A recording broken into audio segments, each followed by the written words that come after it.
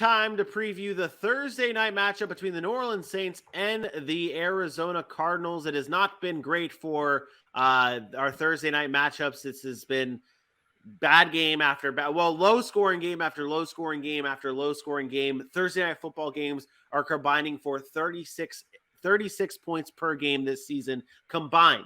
That's the lowest scoring Thursday night game since 2006 when it first debuted. We've got the Cardinals, though. We've got the Saints. The Cardinals are 2-point favorites here with an over-under of 44.5 points. What's one storyline you're watching for tomorrow, Aaron, between these two teams?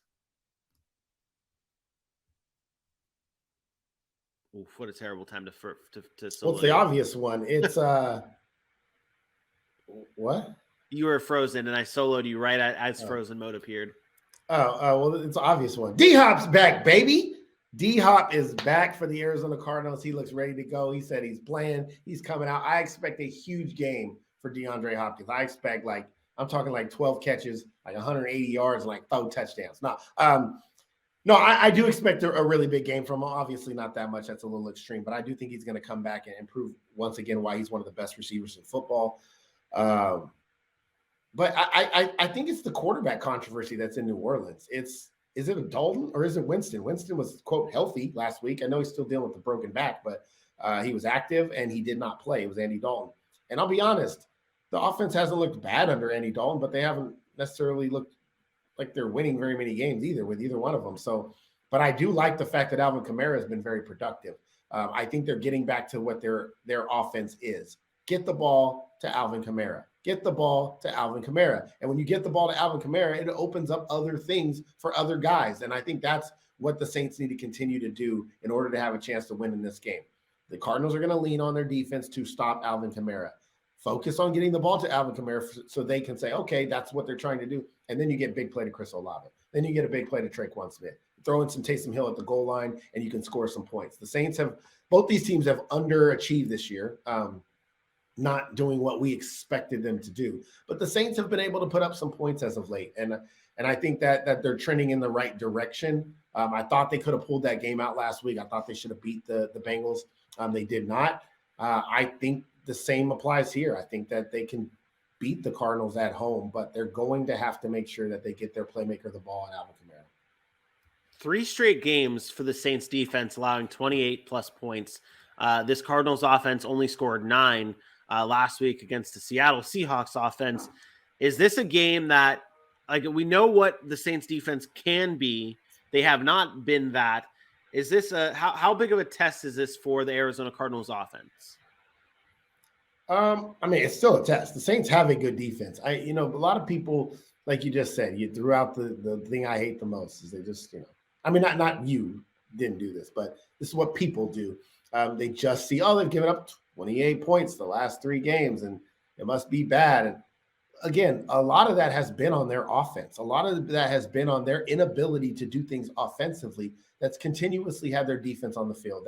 And their defense hasn't played great, but they're not as poor as giving up 39 points to a team or to the Seahawks, or as poor as just getting destroyed by the Vikings offense, because that game was close for most of the game, or even the 30 points the Bengals got against them. It's still going to be a tough matchup for the Cardinals, despite the points per game that the New Orleans Saints has given up. They have a lot of talent on that defense. Now, they have underachieved, but at any point in time, they can get right back to where they were. And the thing is, the Saints don't have an easy path. Their path to winning in this league, they're going to have to fight every game. It's not like they have easy games that they can just say, oh, man, we just get a break. I looked at their schedule, I think, was it Sunday, Saturday? And they don't have an easy game on their schedule. The easy game on their schedule came from the Carolina Panthers, which they lost. The rest of the season, they do not have one easy game, I don't think, until week 18. Until the very last week of the season is the game that's, quote, easy. They are going to have to find a way to beat good team. There it is. I just saw, okay, there's the schedule. And you look at Cleveland, you're like, oh, nope, Deshaun Watson's back. You look at Atlanta, and you're like, well, Atlanta's better than we thought. And outside of that, there's no easy games there. So I think they're going to continue to struggle, but they're going to have to find ways to win games like this. Thursday night, Arizona, they're a team that's struggling. Next week against the Raiders, they're a team that's struggling.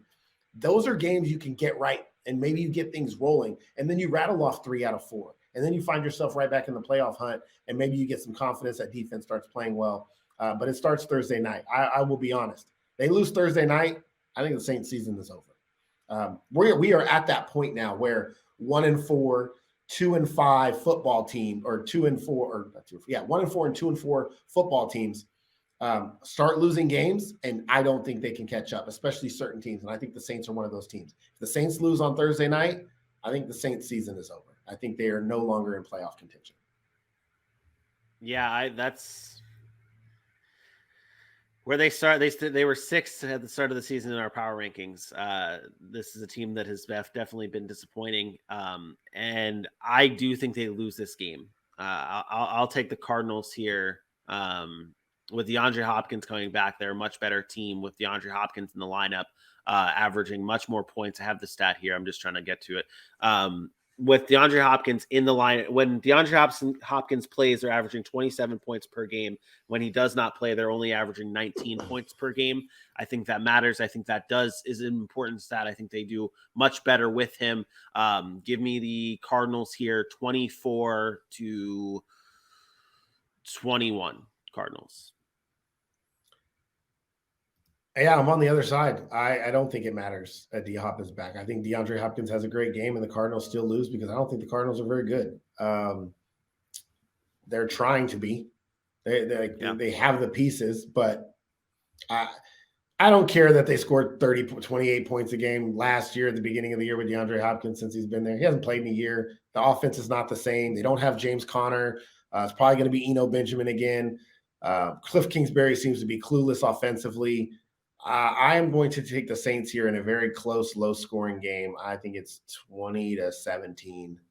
The Saints. I don't think this Cardinals offense is very good. D-Hop's great, but you scored 9 points. 9 fucking points to the Seahawks. D-Hop's good for maybe 10 more. Now it's still 19. So I'll take the Saints here 20-17. Yep.